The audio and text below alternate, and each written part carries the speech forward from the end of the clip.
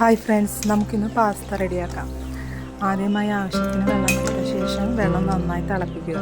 തിളച്ച ശേഷം ഉപ്പ് ചേർക്കുക, പാസ്ത അതിൽ ആഡ് ചെയ്യുക. അതിനുശേഷം ഒരു 5-10 മിനിറ്റിനുള്ളിൽ അത് റെഡിയാകും. കൂടുതൽ നേരം വേവിച്ചാൽ അത് ഉടഞ്ഞു പോകും, പിന്നെ അതുപോലെ തന്നെ മുട്ടി പിടിച്ചിരിക്കും.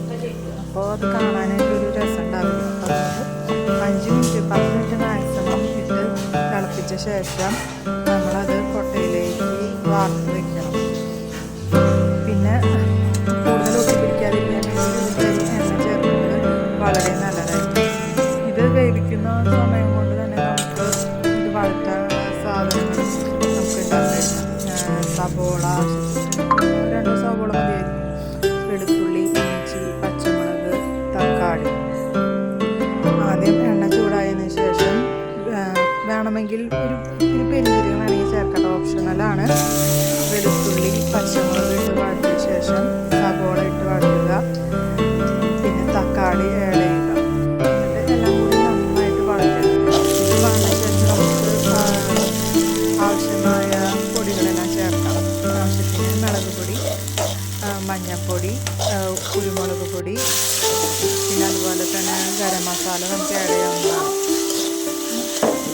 കുരുമുളക് പൊടി ഓപ്ഷനാണ്, കുട്ടികൾക്ക് ചിലപ്പോൾ അത് ഇഷ്ടപ്പെടുന്നില്ല.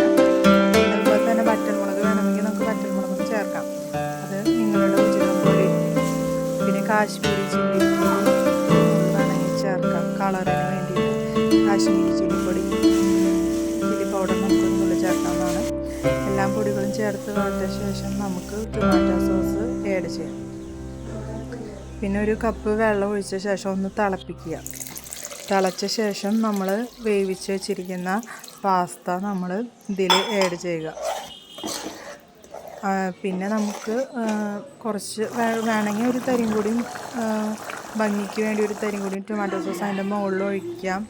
പിന്നെ അതുപോലെ തന്നെ മല്ലിയില ചെറുതായി അരിഞ്ഞ ശേഷം നമുക്ക് ഈ പാസ്തയുടെ മുകളിൽ വിതറാം. നമ്മുടെ പാസ്ത റെഡി. കുട്ടികൾക്കൊക്കെ ഒത്തിരി ഇഷ്ടപ്പെടുന്ന ഒരു വിഭവമായിരിക്കും. മോർണിംഗ് സ്നാക്കായിട്ട് കൊടുക്കാം. എല്ലാവരും ട്രൈ ചെയ്യുക, അഭിപ്രായം പറയുക, കമൻറ്റ് ചെയ്യുക. Thanks for watching my video. Try it everyone. Thank you so much.